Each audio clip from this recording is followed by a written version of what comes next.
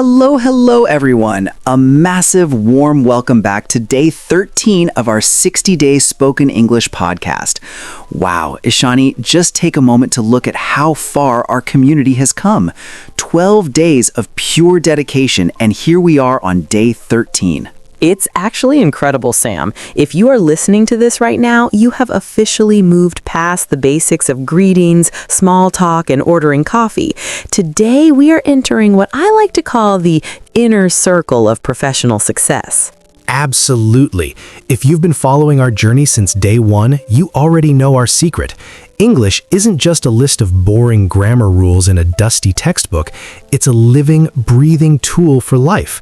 But today we are using that tool for something very specific and, let's be honest, a little bit scary: the job interview.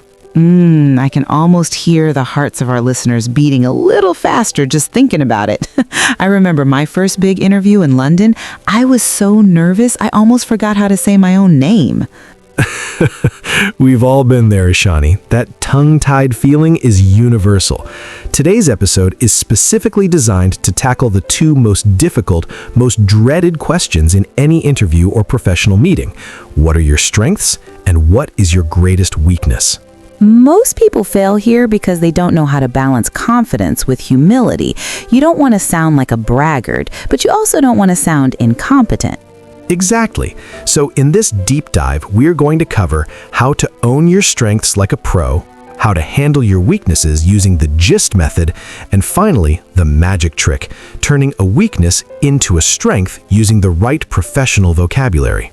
We'll be using real-life examples from our story characters, Natalie, Alice, and Lawrence Windsor. So listeners, stand tall, take a deep breath, and let's turn you into an interview powerhouse. Absolutely. Let's start with strengths. Ishani, why do you think this is so hard for people to answer? I think for many of us, especially in cultures that value modesty, talking about our strengths feels like bragging. But in the professional world, whether you're in New York, Delhi, or Oslo, if you don't tell them what you're good at, nobody else will. That is a great point. Our sources give us a perfect character to study for this: Natalie. If you look at her character profile, she's described as very observant and curious. When she finally meets Amelia, the director of the National Gallery, Amelia says, "Lawrence tells me you are very professional and hardworking." Wow! Notice those two words, professional and hardworking.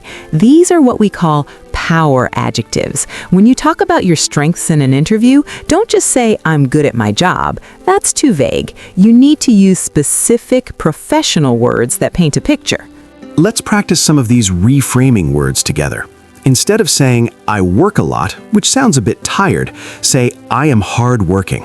Instead of "I see things," which sounds a bit strange, say, "I am very observant." And instead of "I like to learn new things," say, "I am naturally curious."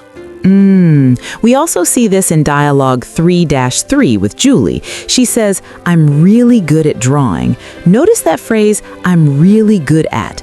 The word really is used here for emphasis. It adds flavor. You can say, "I'm really good at problem solving," or "I'm really good at managing tight deadlines." Another strength we see in the stories is being trustworthy.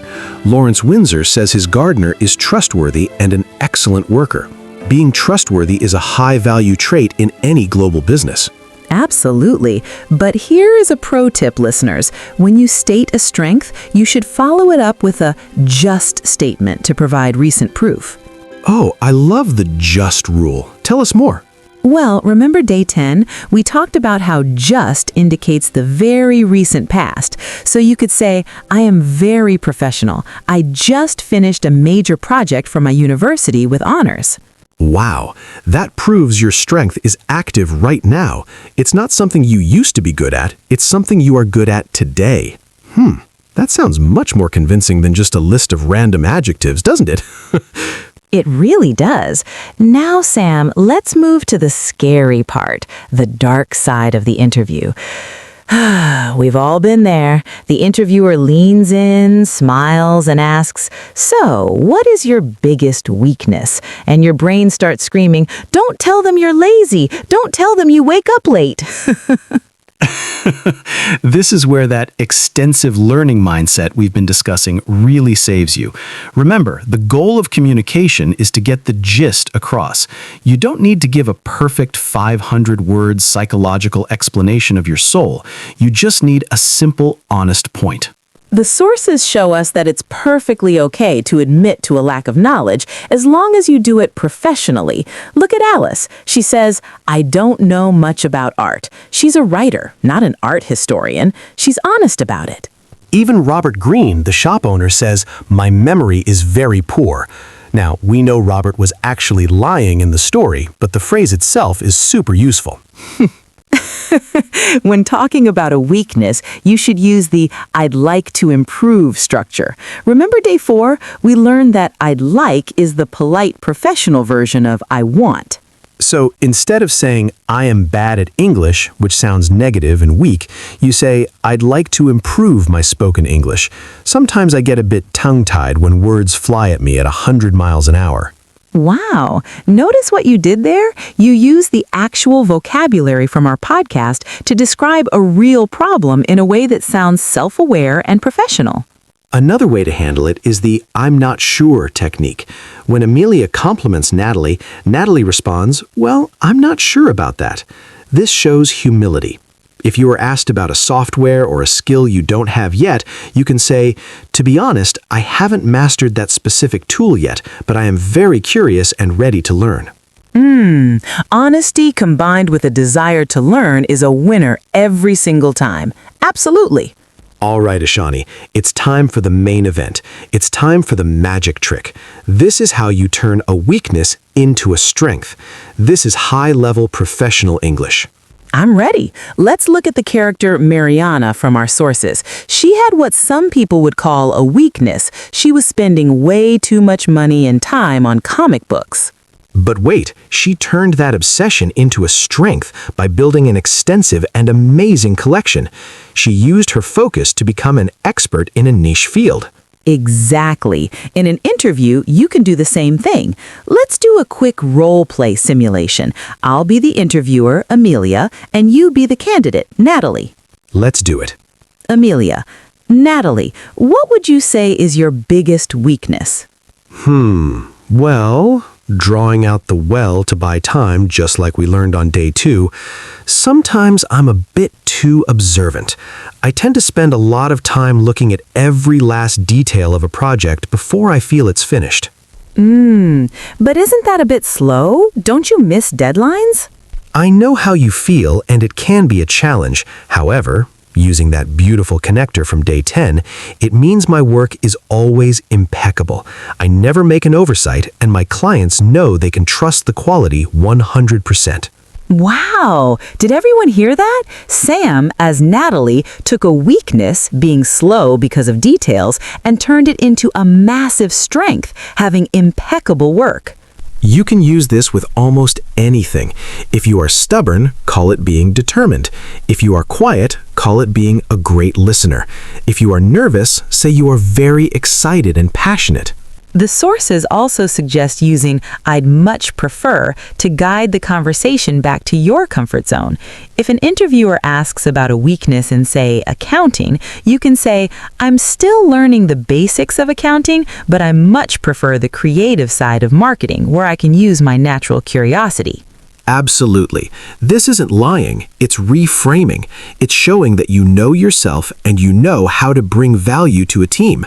As Lawrence Windsor says in his speech, "I sincerely hope that they bring happiness to everyone."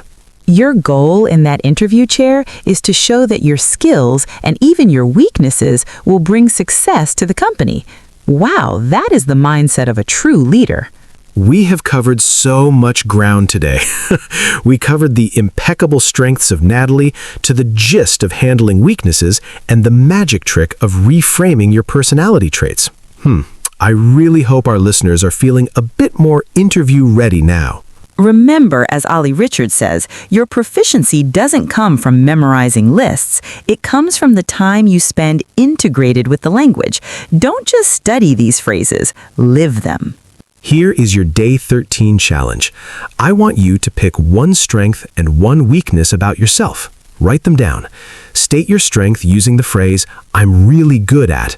State your weakness using the phrase, I'd like to improve. Then, try the magic trick.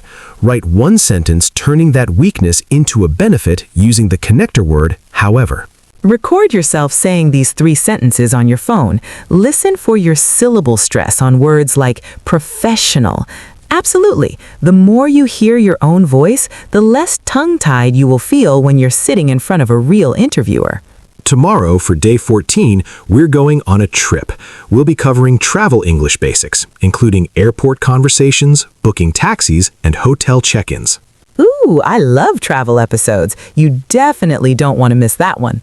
Thank you so much for joining us today. You are doing an awesome job. Keep practicing, keep listening for the gist, and I will see you tomorrow. Stay confident, stay hardworking, and as always,